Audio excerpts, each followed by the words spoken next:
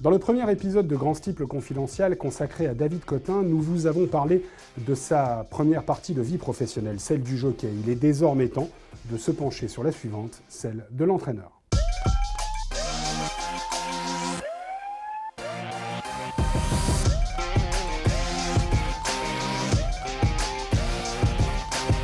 David Cotin est devenu entraîneur à l'issue d'une transition bien programmée. Mais pour parler du début de cette nouvelle vie, il faut revenir sur la fin de l'ancienne. David Cotin est encore jockey quand en août 2016, associé à Grandouet sur l'hippodrome de Lignières, il fait une chute terrible qui va le toucher à 3 vertèbres.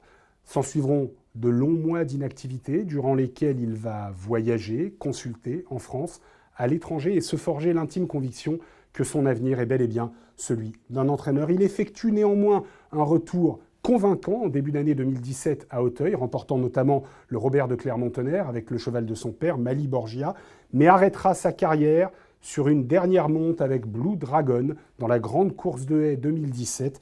Blue Dragon qui sera en quelque sorte le dernier feu de David Cotin, jockey. Une surprise pour beaucoup, l'annonce de cet arrêt de carrière de jockey, mais pas pour lui, qui avouera quelques jours plus tard que sa décision était prise depuis longtemps. Il est temps désormais d'opérer une transition en douceur vers le métier d'entraîneur. David Cotin récupère quelques chevaux de son père. Il se répartit sur 2 sites, tout près du Lion d'Angers et à Chantilly, et aura la grande joie pour son premier partant de céder son premier gagnant devant 30 000 spectateurs déchaînés à Waregem en Belgique, à Mours du Puy-Noir, associé à Jonathan Ploganou, son ancien rival des pelotons, lui offre sa première victoire.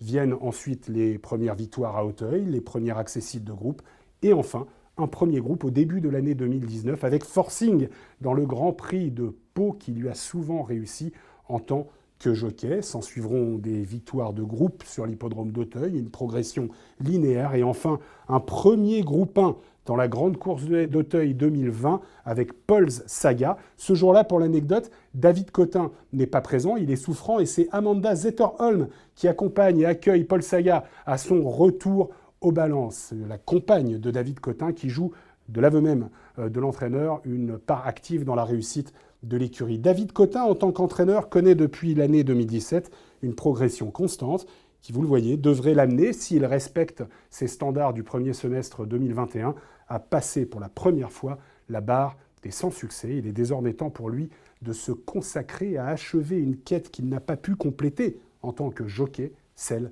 du Grand Steeplechase de Paris. Et en tant qu'entraîneur, en cette année 2021, il comptera sur un trio de mousquetaires emmenés par Le Berry, auquel Grand Steeple Confidential consacrera un numéro spécial, mais également par Ajas, qui possède la particularité d'avoir gagné au plus haut niveau de l'obstacle norvégien, et enfin par Général en chef, impétueux mais talentueux lauréat du prix William Head. Le Berry, le meilleur atout de David Cotin, a donc, après une année de 4 ans, effectué un retour sensationnel sur le steeple d'Auteuil, franchissant pour la première fois le rail ditch, effectuant une faute à la réception de la double barrière et revenant néanmoins dans un rush final étourdissant, dominer le très bon Feu Follet qui sera lui aussi de la partie dimanche. Le Berry qui a donc posé ses jalons en route vers le Grand Steeplechase de Paris.